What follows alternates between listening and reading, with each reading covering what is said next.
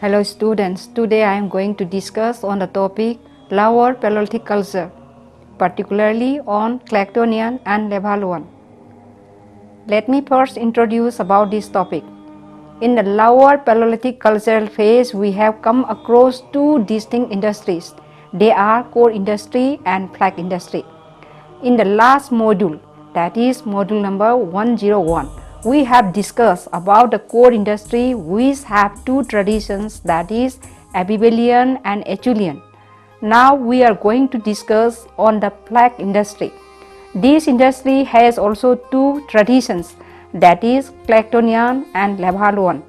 The Clactonian is a tradition represented by core and flag assemblages. It is named after the type site at Clacton-on-Sea in Essex, England, but it does not represent the earliest human occupation of the British Isles. This tradition coexisted with the Acheulean tradition. This Levalloisian tradition is represented by flag tools.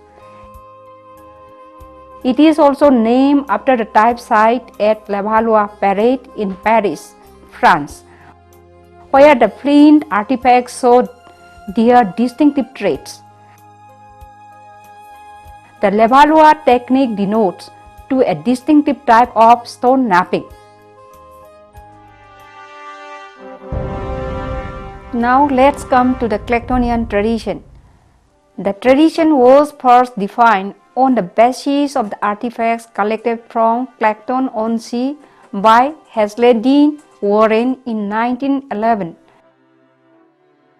The artifacts include chopping tools and flags of flint and the tip of the worked wooden shaft along with remains of giant, elephant and hippopotamus. Later on, similar artifacts have been found at other sites also. This tradition involves strikingly thick, irregular flags from the core of flint, which was then employed as a chopper.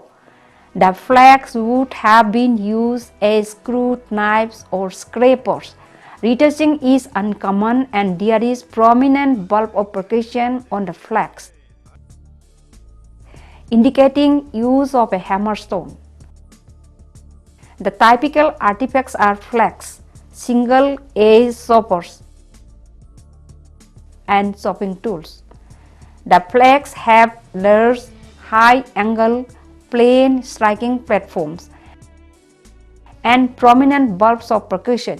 These flags were removed from roughly prepared discoidal cores by the stone hammer or the stone anvil technique. The Clactonian artifacts are also differentiated from other Acheulean tools by the presence of notches and grooves, indicating that they were once attached to wooden or bone halves. It is evident from a find at Clacton site, that is a well-preserved shaped wooden shaft. The Clactonian tradition is dated at around 400,000 years ago. Now come to the Clactonian technology.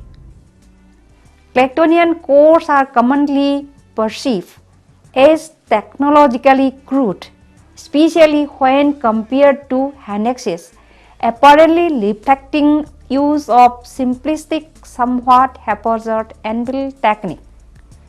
According to John McNabb, there are no tangible technological differences between the cores and the flags found in Clactonian and Acheulean assemblages, and no single or group of technological features which could be used as characterize Clactonian tradition. Now come to the typology of Clactonian artifacts. According to Dean Warren, the Clactonian artifacts can be classified as pointed nodule tools, choppers, X-edge tools, discoidal forms, and flag discs, side scrapers, billhook forms and scrapers, concave scrapers, bulb scrapers, sub-crescent forms, proto-Mouserian plaque points, piercers, plaques, cores, anvil stone and notches, etc. Now come to the Clactonian sites. Clactonian sites are located in different areas of Britain. Some of the important sites are listed below. Number 1. Clacton-on-Sea in Essex. Number 2. Swanscombe in Kent. Number 3. Glove Pit, Little Turlock in Essex. Number 4. Purfleet in Essex. Number 5. Burnham St. Gregory in Suffolk. And number 6. Cookstone in Kent.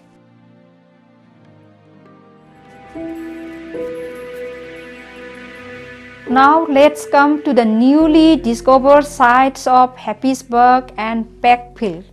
The Happisburgh site is located in the Norfolk, from which flint tools over 800,000 years old were unearthed very recently. In 2010, Simon Parfitt and his colleagues from the University College London discovered flint tools near Happisburgh.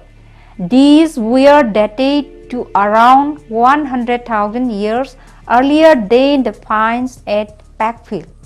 The flints were probably laid by hunter-gatherers of the human species, Homo antecessors, who inhabited the floodplains and marshland that border an ancient course of the Thames River.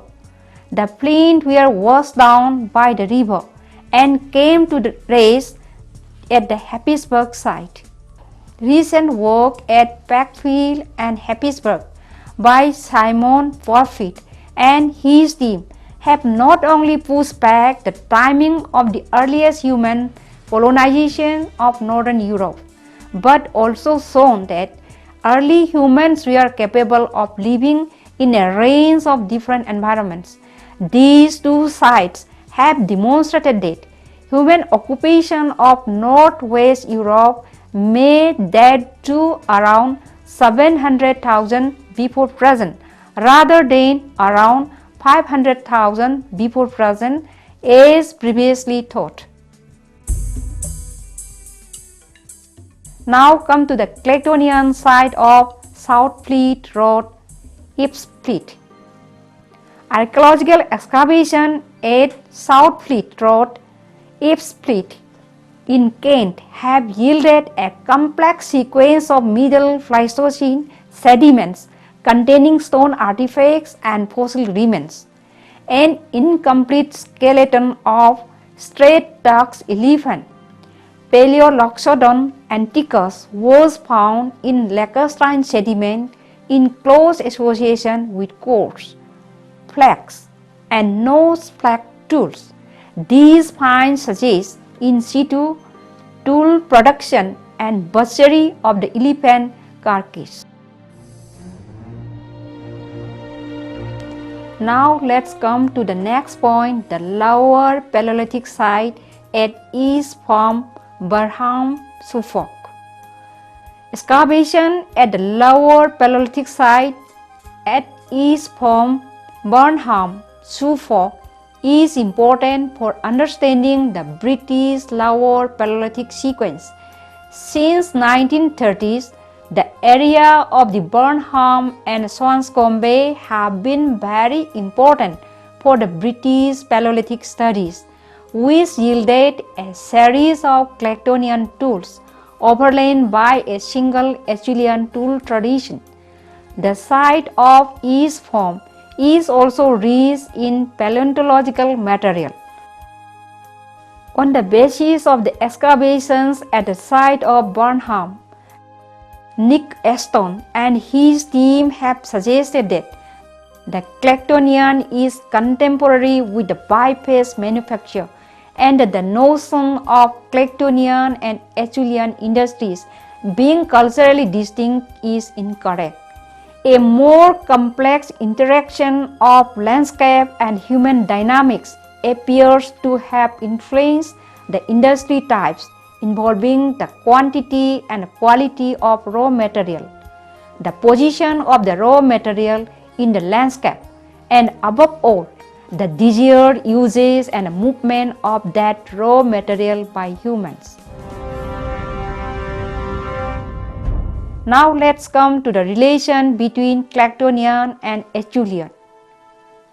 The exact relationship between the two components of the British Lower Paleolithic, Clactonian and Acheulean, is the subject of much debate. Assemblages without handexes are also found in different parts of Europe, although less commonly. Depending upon the other characteristics, including the technology of manufacturing flax and the types of the flax tools, these have been considered to be Acheulean without handexes. Now let's come to the next point, recent views on the Clactonian. The Clactonian is commonly envisaged as a distinct autonomous technology separated from the Acheulean, specially represented by several occurrences in southern Britain from the earlier zones of the Hoxinian interglacial. This technology was described as having had characteristically produced heavy, large, thick flax with plain, deep, wide, inclined striking platforms, protruding cones, swollen bulbs, conspicuous bulb skirts, ripples and fissures, and wide flagging angles. Later, a reappraisal led Hesley-Dine Warren to shift the former emphasis from the Clactonian as a flag industry to a core industry, the most typical core forms being the biconical and conical ones, along with the proportional abundance of chopper cores. In a recent paper, J. Weimer discusses about the chronology and significance of the Clactonian and Acheulean industries in Britain on the basis of the three sites on which both Clactonian and Acheulean flint industries in primary context are found during excavation. The three sites are Clacton-on-Sea in Essex, Hoxne in Suffolk, and Swanscombe in Kent. Weimer concludes that the Clactonian has a long history dating back in time to the later part of the Anglian and continue to at least the early temperate zone of the Hoxnian. Both the Acheulean and Clactonian industries were produced by people with preference for occupying river and marsh or lake environments. Recent work on the British Quaternary sequence and Paleolithic archaeology defines the Clactonian assemblages as: Number A. It is a generalized Lower Paleolithic industry in which unprepared core and flag reduction dominates the assemblies. Number B. There are very rare occurrences of bifacially worked tools, which are termed non-classic bifaces. Number C. The core and flag reduction is inseparable from the assemblages. With handexes, choppers may be present but are not unique identifiers. Number D. The presence or absence and technological or conceptual approach to bifacial tools such as handexes clearly divide the Clactonian from the Acheulean. Number E. The Clactonian does not represent the earliest occupation of the British Isles, but has a recurrent occurrence. Number A. It first appeared at the end of the Anglian, persists through the earlier Hoxnian, and is then replaced by assemblages with handexes. Number G. Handex assemblages do not seem to have been contemporaneous with mono-handex 1. Number I. Clactonian and Acheulean belong to the different sub-stages of interglacials. Levalloisian technology is a method of making flake tools, named after the type site of Levallois parade in the Paris suburb of France, where flint artifacts show their distinctive traits. The Levallois technique denotes to a distinctive type of the stone napping instead of breaking off a flake and working on it to produce the desired shape. The core was carefully prepared. Its sides were trimmed and flakes were then systematically removed from its surface, from the center outwards in all directions. Then a striking platform was created by flattening the top of the prepared core, and perpendicular blows were struck at that point, either directly or through an intermediary tool. The flake detached in this way was thin, roughly triangular or oval in shape, with a clean undersurface and shallow, centrally directed flake skirts on the upper side. It would need very little further working because its edges were already sharp. It is because of the fact that the course of a Levallois flake is like the shell of a tortoise. Hence, it is also known as tortoise core. This technique can be used to produce only one flake at one time. On the striking platforms of typical Levallois flakes, small vertical flake skirts, also known as facets, may be observed, and the skirts of the converging core preparation flakes are retained on the upper surface. The use of this technique resulted in the production of not only of symmetrical flakes but also of larger ones in proportion to the size of the core. Classic Levallois, as identified at the site of the Levallois parade, involves the radical trimming of one surface of a large core, often known as a tortoise core. Pointed Levallois are also the classic Levallois flakes.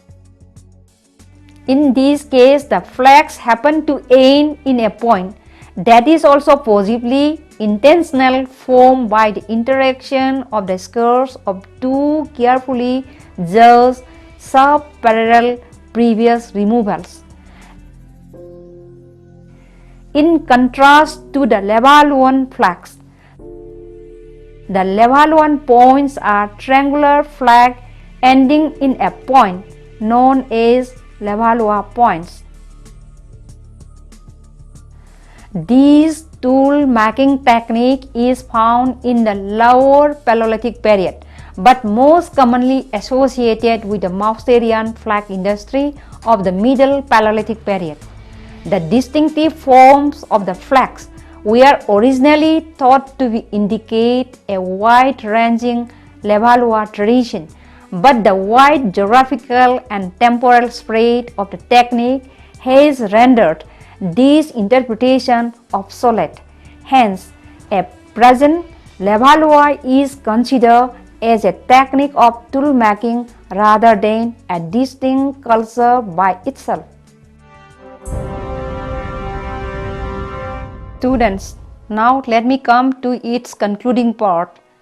Acheulean and Clactonian tradition were replaced by Mousterian tradition at the end of the Lower Paleolithic cultural phase, with the emergence of Neanderthals in Europe, who created a more advanced technology. The Clactonian is a core and flake assemblage for the European Lower Paleolithic flag industry. Likewise, the Levallois is also a flag tradition of the same cultural phase. The earlier belief of the Levallois as a distinct culture has been redefined, and now it is considered as a technique of stone tool making rather than a distinct culture.